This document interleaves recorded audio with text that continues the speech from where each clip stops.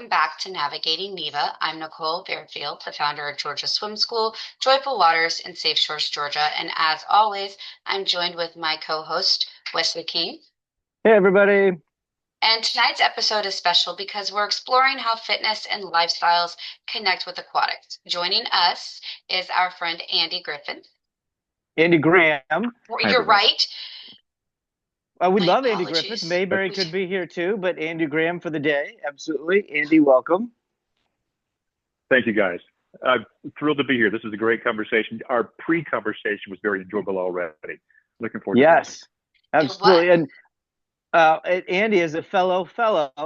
Andy's with the Medical Fitness Association, and he'll get into that in a minute. But I've known Andy for a long time, and I'm excited to have him because he really helps us cross the bridge from the aquatics, the pool, to getting out of the pool and walking into a healthcare center, walking into a medically based fitness center, or walking into a property that is supported by healthcare physicians, certified professionals, and really helping us to understand how these communities and these entities can coexist. So, Andy, if you wouldn't mind, share a little bit about yourself, and then I'll let Nicole get us back on track.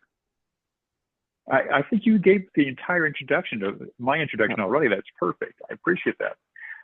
Very quickly, I'm an old veteran of the industry. I have served the commercial fitness industry for over 3 decades in different capacities, from selling equipment to technology to education and training.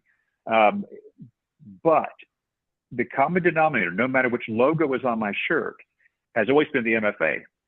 About 23 to 24 years ago, I got involved with a wellness center in North Carolina, and you know who I'm talking about. It's UNC Chapel Hill. Yes, sir. And I have been involved with the MFA ever since and earned my fellowship back before the pandemic. But the MFA completely changed my perspective of both what healthcare should be and what fitness should be. I'm going to fast forward a little bit. I was at Exos in Scottsdale, Arizona, 10 years ago. That also changed my perspective of what healthcare and fitness should be. Well played. Because you have all of these athletes, these professional athletes are people who are about to be professional athletes, and they're completely surrounded by their care team. They have their trainers, nutritionists, mental health, recovery. Did I already say nutritionist? I did say that. But You could say every it twice. athlete, yeah, inside and out, top to bottom, are completely surrounded by people who take care of them. And when I walked out of there, all I could think of is that's exactly what our healthcare system should be. Prevention. It should be helping me stay healthy and thrive. And of course, that is what the MFA is all about. We do focus a lot on managing chronic disease, but obviously our goal is to prevent. We have to, if we can identify people, the type of people who are most likely to develop a chronic disease, if we can get there ahead of time and help prevent that, that's the goal. It's almost like lifeguarding, right, Nicole? Right? The less rescues we have, the better we are. The less people we have visiting doctors, the healthier we are. Oh my gosh, how many similarities can we have in our first few minutes? Right. There's a lot of similarities there. I was thinking that right when you said that. Just for our listeners, because we're Yes. all things aquatics, tell us a little bit more. What is MFA? We're familiar with Red Cross and all of those, ARC. Tell Oh, our certainly. listeners what that is. The MFA is a nonprofit that was started about 30 years ago. And when we started, it was 100% of hospital-owned fitness centers. And at the time, the directors of the fitness centers would want to get together periodically to make each other better. How are you overcoming this issue? What kind of KPIs and metrics do you have for this? What kind of programming has been effective for this type of chronic disease and so on? Fast forward to today, we represent around 275 to 280 individual medical fitness facilities around the country. I would say maybe 80 to 85% of those are still today hospital-owned fitness centers. The rest of them are for-profit clubs, YMCAs, and JCCs. So you think But of our- Mercy? and I would- Sorry. Go ahead, Andy. Yeah. Go ahead. I was going to say, if you're No, listening, think of Mercy Health, think of your Akron Generals, Oh. think of your healthcare-based entities wherever you are, and think of, do they have a fitness center? And if they do, there's a chance that they're connected or should be connected to the Medical Fitness Association or a medical fitness Very good. system. Yeah. So as you're listening to this, think about your location and where you are and where your doctor is and where your healthcare system is. Sorry, Andy, just to give the listeners kind of some perspective there. Go ahead. No, that's very valid. That's perfect. At the end of the day, though, the MFA is an association designed to support the frontline workers of this area. We do not, our association is a fairly small group that our job is to support all of our members with continuing education, with community, and with networking. Because I can tell you, I've been around the MFA for so long, and we have at least three regional in-person summits every year. Then we have our large national conference. Over the years, attending these conferences, I cannot tell you how many people have walked in there. Let's say Wes walks in the door with a big question, a challenge, a need. He needs a solution for X. He finds it in that group from networking. Everybody there helps the other members. I'm very fond of saying our members strengthen our members. Somebody has a solution that you're looking for. And not only do they do it with open arms, and just to kind of let the audience in, inside baseball or behind the curtain, if you will, when Andy's talking about these professionals, he's referencing fitness directors, he's referencing general managers, he's referencing personal trainers, he's referencing cardiologists that work in a fitness center, he's referencing directors of aquatics, directors of rehab. So all these people work inside the fitness center that your pool is in.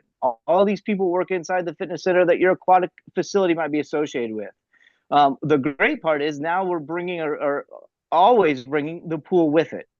And so having Andy here help us understand what aquatic physical therapy into aquatic programming would be like, why a clean pool is so important for a hospital. All of these sort of things make the medical fitness quality controls and the medical fitness standards so valuable because it is so parallel to what we do in a pool and how we run our aquatics departments. And if anybody listening is wondering, how does Wes know so much about the MFA or about this? We actually publish standards and guidelines that we use to create a facility certification. I think a lot of you can probably guess of who helped us write the standards and guidelines related to the aquatics area. Fair. And yes, I did. But bringing it all the way back to Nicole and what we do every day with swim lessons and aquatic programming, what's circling around in your mind related to a pool you've been in and how it can be operated better, or how a hospital could bring programs into a pool? Where's your head at, Nicole? Where's my head at? Yeah. So, well, just to bridge the gap for everybody listening, and I know a lot of people on here just teach swim lessons or just manage a pool over the summer. Wes and I are all things aquatic, so we're pretty knee deep in the aquatic field. So I'm going from you're using it for cardio conditioning. So for example, my son is on wrestling, and then on the off season, I want him to keep his cardio up. Could he roll on the weekends with jujitsu? Of course he could, but he could also swim to keep that cardio conditioning going. You see a lot of people cross train in the pool, so they'll do CrossFit or yoga, and then they go to the pool for that as well. But older people and people with injuries will use water for joint protection. We also use it a lot for balance training. You see that with older adults, but you also see that I teach babies. I teach my Joyful Waters curriculum, and so much of that core strength is balance. And you're learning to walk, you're learning to crawl, then you're learning to walk. The balance comes in with the water there. All the way on the spectrum from left to right. You've got your breathing, and then your nervous system regulation. But you also have post injuries to return to the classroom. Like you see, we had Nicole on here, and she's at Jacksonville University in Alabama. They had a vortex in their pool for their athletes to train. And then, look at Andy's head's going up and down. The pool Sorry. that Wes is going to be at this month, well, in less than a month, they have a cold plunge. Why do you have a cold plunge? Well, again, back to the medical field. You've got people in the sports field and they're cross training, so you're getting in water all the time. And I partner with a place to the south, and they have a therapy pool, and they have a partnership with our local hospital, again, because they're using water for rehab. So that's where I see medicine and aquatics merging together, because it's so much more than swim lessons, even though it's woven into swim lessons as well. Absolutely. Andy, could you, and I know we didn't plan this question, but could you help the audience understand what the medical fitness difference is in relationship to all the things Nicole said? I know it's not a trick question, but how does the medical fitness property or the organization make sure that all the things she said are regulated and run properly? And, there's people, I mean, that's a lot of things she just ran through. How does MFA help all that? That's a good question. And I want to stress there's two different answers to that. Out of all of our members that we represent, not all of them are actually MFA facility certified. Okay. The ones who are certified are held to a much higher standard.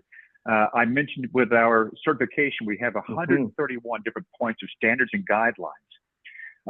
That may not mean as much to the members in the facility. It means a lot to the physicians. Yes. It means a lot when it comes to safety, how the facility is run, what kind of outcomes are tracked. It's going to staff matter more to certification, the people in staff management training. facility. Very, Yeah, very. And the 131 higher points. standards that we hold our members to, the better the outcomes for the individuals, the better for the safety of those individuals training with you. Safety is probably one of the highest aspects that we hold our members to. Right. And so to your point of the certification, right? Nicole and I know we live and breathe Red Cross certification, lifeguard certification, recertification, going on classes and getting trainings. Could you talk a little bit about the what that medical fitness certification is? And I know it in depth because I'm an examiner. But when a property goes through that, to me, it's like an audit for a lifeguard. To me, and I think Nicole would say this too, it's like a property being reviewed for how well you're training your lifeguards. But what MFA does is takes it to the whole the property itself, and really the team earns the certification, right? Yes, and I can tell. I'm thinking that a lot of the listeners are not going to care about some of the, and forgive me, some of the small details, because we dive into everything on the operations side, the training side, the cleaning side, how everything is tracked, measured, the outcomes are reported. Having medical supervision over the entire facility. It's really a guide to how the facilities run from top to bottom. Yes. Including aquatics and the pump room. Including aquatics, including the pump room, including all of it. Absolutely. It really is, if you're going to walk in the door of a fitness center, if all you want to do is go lift some weights or take a class, you're going to be fine at a well-run facility. If you are really walking into a facility because you are being driven by specific health needs or chronic issues or injuries, you are going to want a facility that is medically certified. Bingo. And to Nicole's point, from rehab, post-rehab, pre-rehab, pregnancy, post, all the underlying conditions, as we call them, or the PAV scores or the biometrics, most of us have them. And if you know how you're going to be served and supported in a medically based property, for example, a certified facility, everybody in the building has to be CPR certified to earn certification. Right? Well, in a pool, we assume and believe we're all certified. Well, what happens if that pool is connected to a basketball court? What happens if that pool doesn't have a lifeguard? And again, please know, I'm not here overselling medical fitness. What we're overselling is training. What we're overselling is quality controls. And medical fitness just happens to be right in that category, and so does aquatics. Wes, you bring up a very valid point, because years ago in the fitness industry, back when at the era when personal training was just beginning. And I remember those days very well, with the guy that owned the gym. He was also your trainer. He was also your nutritionist and so on, right? There was no education. There was no science. There was no certification behind it. So yeah, if we are going to make our industry more professional, and if we're going to make our industry more palatable through the physicians into the medical, the certifications have to be nationally accredited. The programming you do has to be repeatable. We can get into that later. But the fact is, when a physician refers a patient to your facility, if we're talking about aquatic therapy, he or she is prescribing a specific program that's going to be introduced the same way every time, so they can expect a certain outcome. If you have multiple aquatic therapists implementing a program differently each time, then we're not going to have that national trust at the physician level. When they prescribe a medicine, they know we want them to prescribe us and not medicine. When they do prescribe a pharmaceutical, they know what to expect with that pharmaceutical. They have to know what they to expect when they prescribe us, when they prescribe fitness and lifestyle. That's the audience is going to hate me, but oh my gosh, does that not sound like a good swim lesson program, Nicole? Does that Yeah. not sound like a good lifeguard training program, right? When I sign up with X lifeguard training program, these lifeguards better be trained blank way because the blank name is on it. You live that, Yes. breathe that every day, Nicole, right? I do. I do. Yeah. I just like the safety aspect of it. You know, because like you're saying, when you leave rehab and you go in, I think as people get older, or some people are younger and they just have an accident, when they're going into a gym, there are two totally different gyms. You're looking at the gym from two different standpoints, and you want those safety things in place, and you want that for yourself. and and that's why I, again, think this is so relevant to all the audience that's listening, even if this is a little step away from the traditional daily lifeguarding. When you walk into a pool and you're at a hotel and you smell chlorine, that's not a good smell, right? If anybody listening on this audience, in this audience, probably knows that, but your spouse or your son or your uncle probably doesn't because they're not aquatic nerds. The same thing can be said for a medically based fitness center. If you walk into a gym and somebody's on the phone, not talking to you, can't tell you where to go, doesn't know where the first aid equipment is, yada, yada, yada, that's probably not the place you want to send your grandmother or you want to go after knee surgery. And so, again, to Andy's point of all these certifications and requirements that a medically based facility has, you can use the eye test quite often, just like you can do it for a pool, to say, is this property running at a level that I need it to be to sustain my goals and to get me healthy? Well said. That's the first and only. Don't get let's get that recorded. Mm-hmm. Carrying into the active, how the medical fitness relates regarding, you mentioned outcomes. We look for outcomes. For did the child survive for a drowning? Did the kid pass a level in swim lessons? Did the supervisor remember the next thing in the pump room checklist? Can you talk about some of those aha or highlight moments that the medical fitness industry has achieved, or some of those outcomes, either on a patient level or on a process level, that you guys that you've seen or you've been part of? I think it's going to be harder to pick out a single aha moment because and you already know all of our members are tracking outcomes, but it works a lot like this. If a physician refers over to me, some of the physicians do want to receive some type of outcomes be reported back to them. Some of the physicians just want to know that they've attended the program. If they refer over to a medical fitness center, it's usually going to be for an 8 to 12-week program. They will often call it an exercise as medicine program. There we go. And then the physician wants to see if I referred 100 of my patients to you, how many of those patients showed up and came to the program? How many of those patients completed the program? And if they completed the program, show me the outcomes. But the physicians, and you already know this, so forgive me, the physicians are so busy today, unless they're in like a DPC model or a concierge model, they're so busy, they don't have time to often dive into a lot of the outcomes. That's why attendance is so important. If I prescribe a specific program and Wes is going to implement that program, I have to know and trust exactly what Wes is delivering. If I know and trust what he's delivering, and if I see that my patient has attended the entire program under Wes, then I already have an expected outcome in my mind. If I have time to look at those outcomes, fantastic. If I know and trust the medicine I'm prescribing and they've completed that medicine, then I have a specific outcome in mind.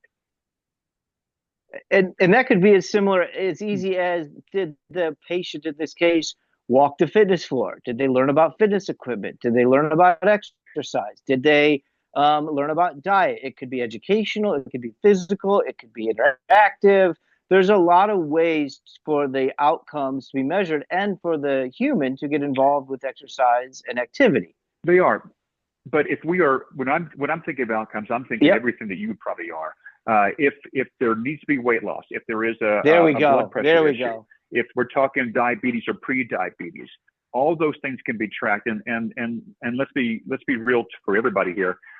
If I take a very trained individual and change their program, you're not going to see a lot of dramatic results early on, depending on the program. If I take an untrained individual, and we all know doing anything is going to have a better outcome, just moving.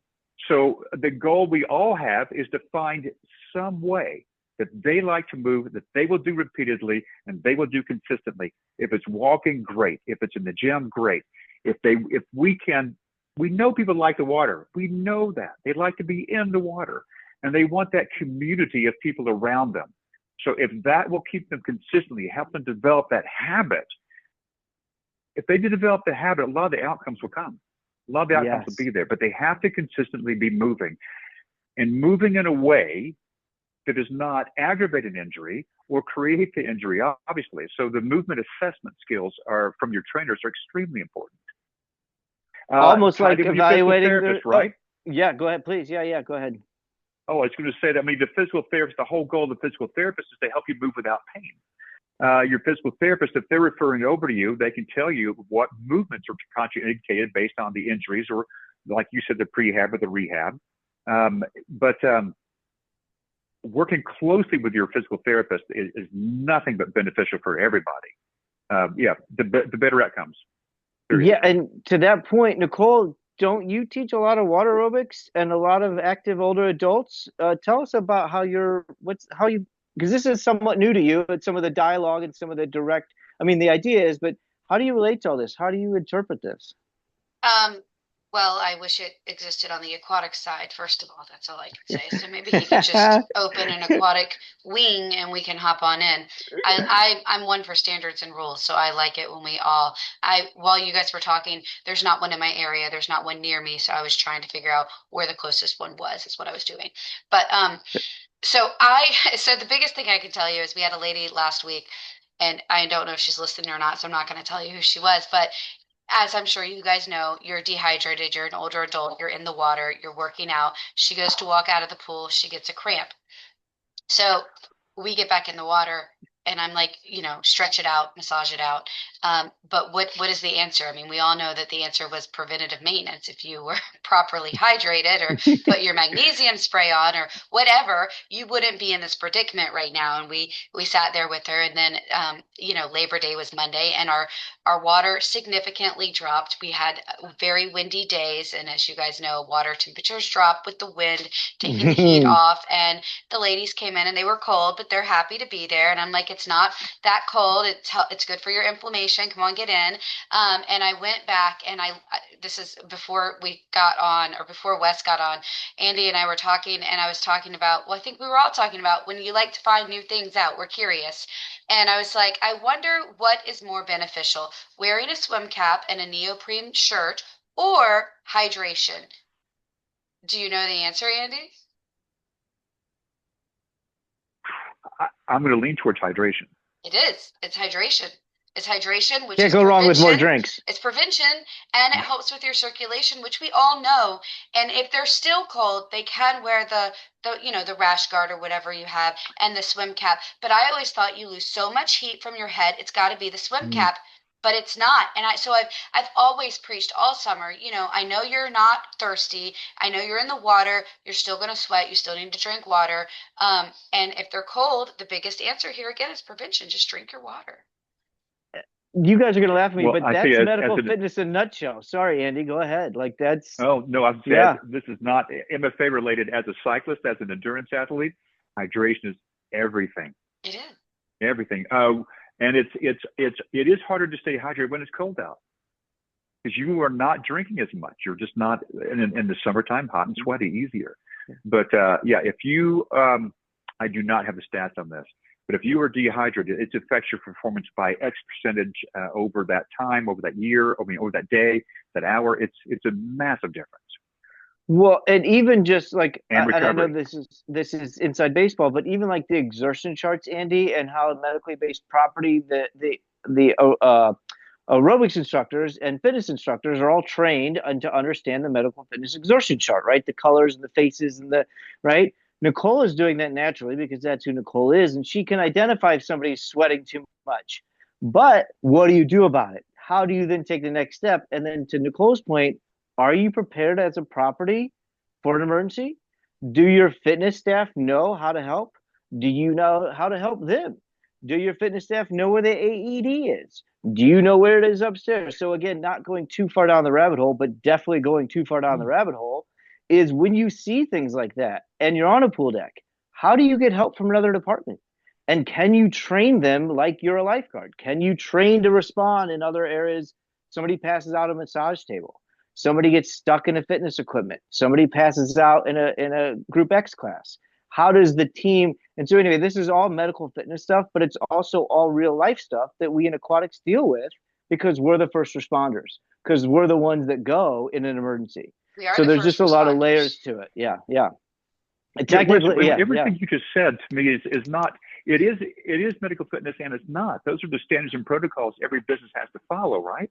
You Everything would you think. described is what is, yeah, you would think what should be in the employee handbook that everybody Right. was following. Everybody's on the same page.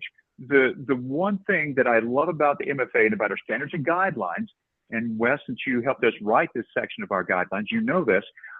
At the end of the day, if you and I are writing the guidelines, that's the time where if there's a disagreement, let's discuss it. Yes, But good point. Talk more about keep going. Yeah. once the standards and guidelines are done, written down, when we walk out of that room, it's not your opinion versus my opinion. This is the guidelines we're following, period. And again, that goes back to creating the expectations that other medical professionals have of our industry. Right, right. There has to be standards and guidelines that they trust are being implemented every day in the same way, every time. And that's, I think, one of the biggest challenges with a medically based property, right? We just had our first, I think, YMCA, our first earn certification, right? Awesome. So you don't have to be connected to a hospital to earn certification. The second real point is how do I make money in a pool like that? How do I make money in a pool like that? You do it by doing what Andy just said and what Nicole talks about is show and prove that your pool is operating within the health standards. Prove that you're meeting the certification requirements.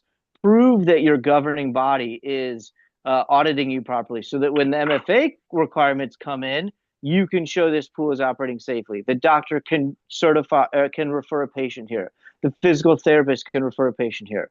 And again, if you're not at a pool that has all this awesome stuff, then look up the Medical Fitness Association, learn about it. But that doesn't mean you can't be great at what you do. And again, I think a lot of properties miss that of, oh, we're clean, we're safe, we're nice. All right, now let's tell our story. Let's prove it to the local organizations and the local healthcare systems so that they will refer to us and then we'll see that we're doing it right. Yeah. So on the website, I know you guys have a podcast. Is there, I don't know how to ask because I don't think they're the same, but in aquatics, we do in-service training and it's part of the model health code. They tell you to do a recommended 4 hours a month. If people are listening, is there stuff on your website that they could use that's almost like an in-service outline? And it could very well be your podcast or your standards and guidelines. Is there aquatic stuff on your website that we could find?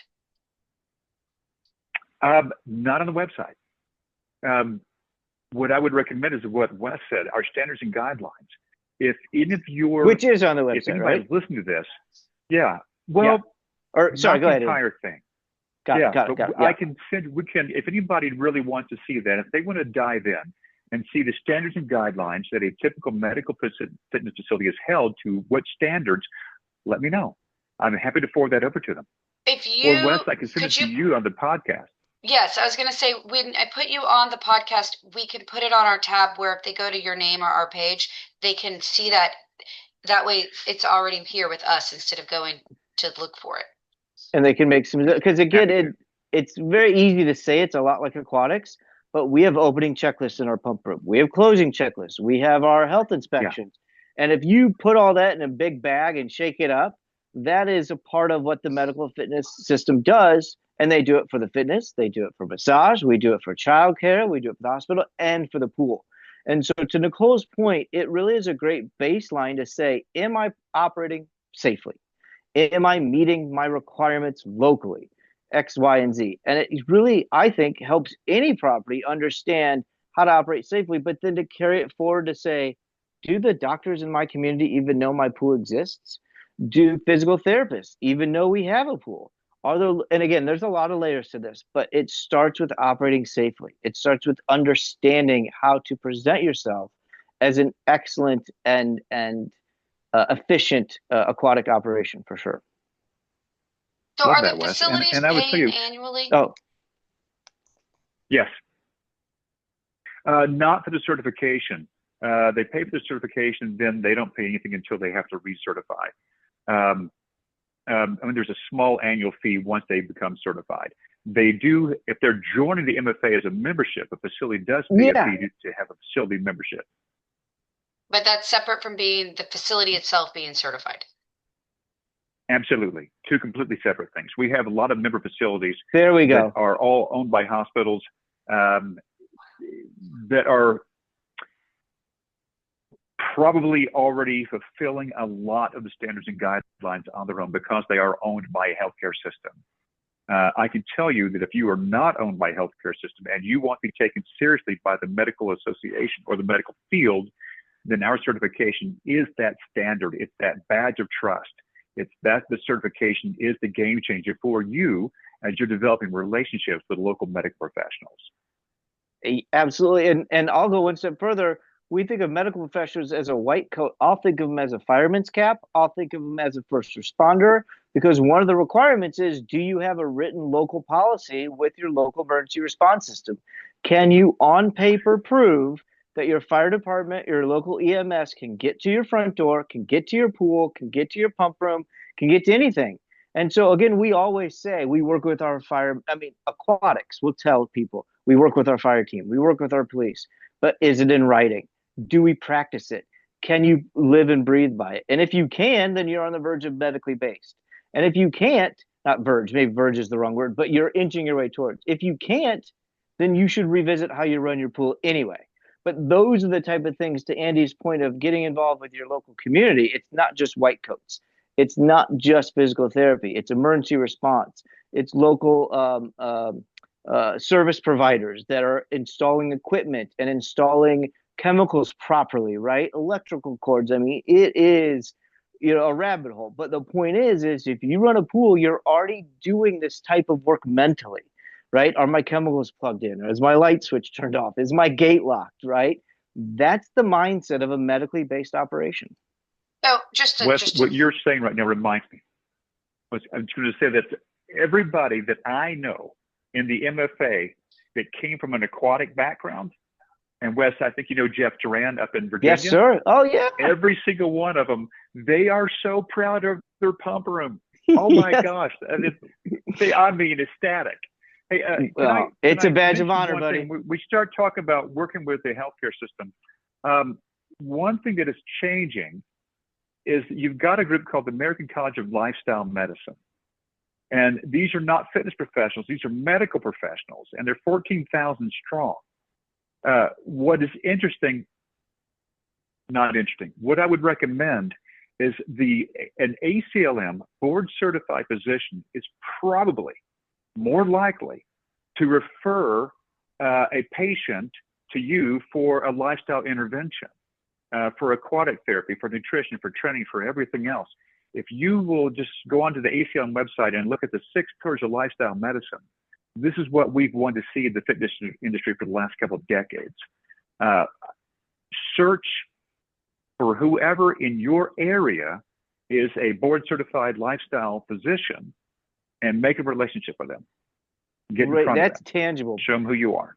That's we always tease that I want to have more listeners than Smartless or Joe Rogan, but it's tangible outcomes and tangible statements like that that give us our tagline. Look up your local, was it ACLM? Did I say it right? ACLM, American College of Lifestyle Medicine. Yeah. Yeah. And you're going to like no matter where you are, look them up, right? No matter. And the same thing earlier. Who's your healthcare providers? Who's your local Mercy? Is it Mercy? Is it Blue Cross? Is it Pinehurst? Is it Akron? Is it who's in Houston? Not Doug Evans. I'm thinking of the Houstonian. Well, Baylor's one of them. Thank you. Yeah, there's a ton of them over there. So my point is, whoever's listening, wherever you are in the country, do what Andy said. Look up your local ACLM service provider, healthcare professional. Think of your medically based properties around your center, and then lastly, look up your standards and guidelines, and then think about how related you are And to Andy, you're right. Us aquatic people, we're nerds. We're junkies for locked doors and clean pump rooms because we know the tragedies that can happen. And now I'll flip the script back to the medical fitness side. You know what happens when somebody has a heart attack. You know what happens if an overweight person starts exercising when they shouldn't. And so there's again those parallels of that back of the mind fear. In aquatics, it's our pump room. In fitness, it's an unactive person trying to be too active. Perfectly said. Sorry. Wow. See, I told you this is going to be a great guest, Nicole, because he says nice things about me. Well, Wes, I tell you, and I appreciate you guys bringing me on to have this conversation, but I don't know anybody that's a better bridge between aquatics and MFA than Wes. Well, I take great pride in that, and to Nicole's point, and not to reverse script, but it's a hard road to have people like Andy and David Flint, who MFA and all the MFA people, unless you're in it and want to have this dialogue. Fitness people can be fitness people, and water people can be water people. So the compliment of being a bridge is a big compliment because Nicole knows how hard it is to get a group exercise person to want to have this conversation, let alone somebody who does physical therapy, let alone somebody who's a doctor. And they go, oh, you're just pool people. Oh, you're just swim lessons. Well, wait a minute now. Our pump room's clean. Wait a minute now. We can see the bottom of our drain. Wait a minute now. And so anyway, it's a great compliment. But again, that's why you're here, Andy, is to help the industry understand that there are bridges to be had and there's a lot of crossover. Well, it's a fun time. I don't think the fitness industry has ever been in the position where it is today, where it's being taken more seriously from a medical standpoint. And let's address a lot of people out there selling wellness. And tell us. what Yes. used to be a great word that we all admired because we were medical wellness centers or medical fitness centers, or we were the Savannah Wellness Center. Today, wellness can mean everything and nothing. That word has evolved a little bit. But we are so close to being seen as that first level of intervention for chronic disease. This is an exciting time for us. So we still have a lot of work to do, not just us, the ACLM, the ACSM, the Physical Activity Alliance, who's working on a national physical activity plan. There's so many things going on right now that the medical establishment is taking things a lot more seriously when it comes to prevention and lifestyle. This is a very exciting time and growth for all of us. Anything you can do in the pool can be just enjoyment, just a workout, just exercise, just get people moving, or it can be a tool that's prescribed. Great. And I love that we know that, but I love that you know that, Andy. I love that our listeners get to hear that from you and not from Nicole and I. The pool can be fun, but can also be something very clinical and very supportive to the community. DeKalb, Georgia, I think might still be for you, Nicole. Emory College, I used to go around. There's places nearby that are certified, but we just might know it. Emory is 5 hours away from me. Well, it's still in the state, isn't it? Yeah. No? Okay. It's Nicole, you're down. You're not Savannah. You're further south than there, I believe, right? Yeah, I'm 38 miles from the Florida line, so I'm much closer to Jacksonville. Okay, so Sarasota's out, but I know they're in. Yeah, look at me knowing the map. We're an hour south of Savannah. Okay, an hour south of Savannah. I know we have lots of members in Jacksonville and Orlando and everywhere else, or Tallahassee. Yeah. I'd have to look and see where we have medically certified facilities. If you want to visit one and see how they're run, how they're different, let me know and I'll find that list. And for my listeners, in Chicago, the Galter Life Center, my old stomping grounds, they're certified. Several in Akron, Ohio. The point is, I want anybody listening to be able to really tangibly relate, both in experience-wise, but in just what we're talking about, to be able to go on the website, look up a certified property, and understand what it looks like, what it feels like. I'll say this, the biggest compliment I've ever received is when somebody was in my medically based fitness center and they said they didn't need the sign on the door. They didn't need the stamp that said we were certified. And my team's heart just melted because no human in their right mind is going to put the word medically based fitness center certified together in a sentence, but they can describe it. They can tell you my instructor's engaged. They can tell you the room is clean. They can tell you it doesn't smell like chlorine. All the things, and they describe it for you. So you probably say that about your pool to a lot of people for the listeners here. Now, how do we transfer that into your fitness center, into the property, the YMCA, the JCC, so that you can share that type of experience on a larger scale? So that's my big 2 cents. What do No, you that's got left, perfect. Nicole? If Because I think this has been awesome. Any other questions or ideas? No, I only have that water is medicine. That's my only tidbit. Dr. okay, Edward Phillips supports it. Go ahead. can I tell you? Obviously, we've been talking about exercise as medicine for a long time, and I have to give credit that started with the ACSM created that side company called EIM, Exercise as Medicine. There's a huge movement right now that you're probably aware of called food as medicine or food is medicine. And not just saying to eat healthy, we can prescribe certain foods for certain conditions. There's a lady in the Bay Area has started a company called Community as Medicine. And it's exactly what it sounds like. It's the behavior change. It's the belonging to a community. And if you are part of a community, you are much more likely to be consistent and to stay because you're there for the person on your left and the person on your right. Water aerobics, preach on. Sorry. Absolutely. Absolutely. So water is medicine. Very valid. I think you should run with that. Well, yeah. it's kind of twofold. Water is medicine because, we're teaching water aerobics, but water is medicine because they need to be hydrated. Therapy, mental health therapy. I know a physician who will he's a hand surgeon, and he will swim laps and do the hand surgery in his head. So when he comes up to the breathe, you'll just hear carpal 4. You'll just hear stitch here. Like, what is this guy doing? And then he gets out when the surgery, he'll swim for as long as the surgery. Sometimes it's 48 minutes. Sometimes you never know. He gets out and you just, how do you do today, doc? He goes, got it. 42 minutes, I'm out. Because in his head, he did the whole, I have goosebumps. And so you just, we were weird. We just would sit and listen to him breathe because you want to hear what weird stuff he'd say in the 3 seconds. He'd come. But anyway, exercises, swimming, water is medicine mentally as well, is my point. Yes. This has just been. You got to run with that one. We will. Again, I know, Nicole, we come from, I know you haven't got the opportunity to spend the last 15, 20 years of your life with the medical fitness background. And I know our audience hasn't either. But I really, truly hope that having Andy on here and Nicole, your input, help people understand that there are levels to this and layers to this. And if you're in a pool that has anything beyond just a pool, right? Basketball court, water, gym, this is a conversation worth having with your boss or with your team for sure. Can I add one more thing? Yes. It's your show. And it's not my show. I appreciate that. But this is more of a message to anybody who's listening that wants to get involved in the medical fitness side. What I don't want you to leave here with is thinking that it's only for 50 or 55 and up. Keep going. There's a wonderful association. There's a wonderful group called the ICAA. It's for active aging. It's a fantastic group. We're very strategically aligned with them. But the MFA, medical fitness, is not age specific.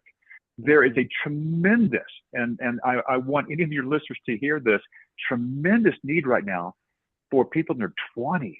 Yes. They're developing chronic issues that they were not a generation or two ago. Colorectal cancer, I'm sure you've seen this in the news, is very much on the rise with 20-year-olds. The fact is we've got a huge problem with our generations, our younger generations that are not active. Extremely inactive. Yes. And if we've got to find some method, some community we can pull them into with an activity they enjoy and start getting them active. So medical fitness, I just want to stress that is not active aging. It's every age. To that point, I now am technically into my late 40s because I'm out of my mid 40s. But when I was to the age group you're talking about, nobody was talking about how to stay healthy. I had 5 knee surgeries before I was 22. Oscar Slaughter's chondromalacia. This is not about me. My point is this generation has the knowledge, but maybe not the activity, right? Where I was exercising 7 times a day, I didn't know how to slow down. And Andy, I double down on what you're saying. If you're an LGI, if you're a WSI, if you're a triathlete, if you're a former coach, this is right up your alley. Taking another step and being curious, as Andy and Nicole and Ted Lasso all say, this is right. If you're an educator, if you're an exerciser, or if you've had challenges with exercising, if you yourself have recovered and somebody failed you in rehab, if you hurt yourself in pre-rehab, this is what MFA was built on, is teaching you how not to have those things happen so you can teach others. So you're absolutely spot on. So It is for everybody. while we're talking about these things that nobody talks about, I'm not going to name places, but there's places that I know in aquatics, and they keep having people suffering from drowning incidences, and the drowning incidents are not Mm-hmm. a drowning. Like they're being reported as a drowning, but the guards that are actually there making the saves, it's a heart issue. Um, and I'm even going to go more to say that there's been local swim meets that have been very hushed. I don't know what happens, but it doesn't get released. I know about it because at the swim meet, everybody was there and they saw it. And when these kids, I mean, what you're talking about, I would assume is our sedentary lifestyle. And if we just look at PE over the generations, but Oh. I am simply talking about the increase of um, giving kids energy drinks or wake up things and Mm. different things like that to stay awake and then perform. And nobody is educating aquatics about this, yet they're drowning when it's really not a drowning. I mean, it is a drowning, but How we it's define it, but yeah. Because we can only find what, and yeah, but nobody's talk. It's so hushed, and it's probably because we're not on the medical side of anything. We're not seeing the statistics. We're not seeing the new studies that come out. Like the one you just shared with me was completely new. I didn't know that about 20-year-olds.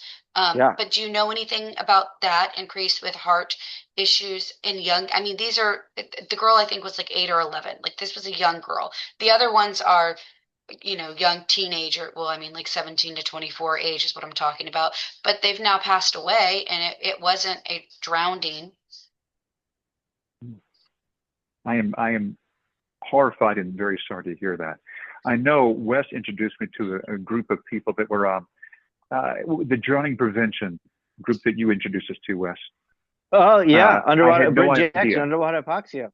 Thank you. I Yeah. had no idea that was occurring at the rate that it was.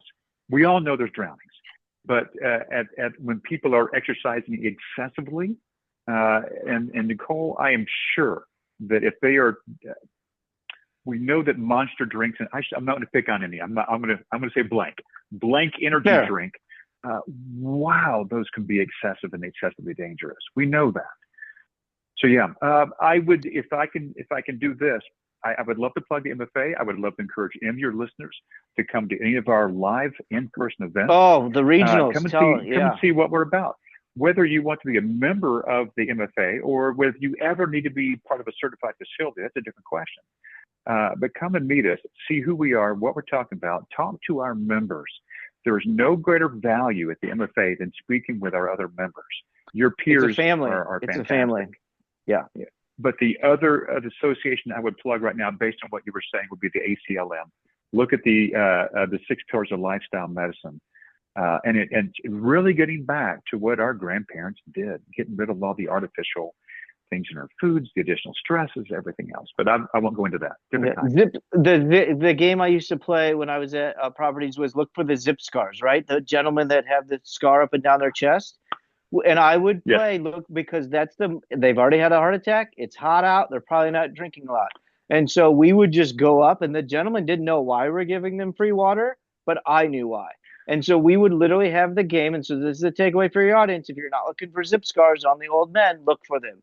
It can be on women too. I'm not being sexist, but chances are the male has a nice pink scar from his throat to his navel, and that's a zip scar. Look for them on your pool deck, especially as the Labor Day weekend and the heat. Anyway, point being is that's tangible, right? We know that's a pre-existing condition. That's the medically based fitness center transferring into aquatics. Zip scars on men, give them water so they don't pass out. Very easy, one simple example, but that's what this is bringing forward. Anyway, or women. Love that. Get your members out of the water just long enough to come and visit with us. Absolutely, yeah. We'll make sure too, Andy, because I know there's the national conference and the regional conferences. So we'll make sure that we either tag the website or tag the page on the website so people can learn more about it for sure. Wonderful. We're in San Diego in November. If you have listeners going to be in Southern Cal, come on out. And after the conference, we'll all go surfing with the sharks. It'll be a lot of fun. Absolutely. This has just been a pleasure, Andy. Thank you so much, Nicole. Any closing remarks? No, that was beautiful. And anything that you guys heard tonight from Andy or medical fitness that you want to find, it'll be on our website. You're always more than welcome to directly message Wes or I, and we can help you find what you can't find. But we'd be happy to plug you in. And again, Andy, we thank you for all your insight and sharing with us tonight. Thank you so Thank you, much, guys. Andy. I really appreciate what you guys are doing every day. And Wes, you have just been a joy to work with in many aspects. So thank you. My pleasure, always. All right, guys, until next Nicole, time. come to San Diego, Nicole. Come Yes, to San Diego. absolutely. Thank you, guys. Take Okay. care. Bye. Thanks, guys.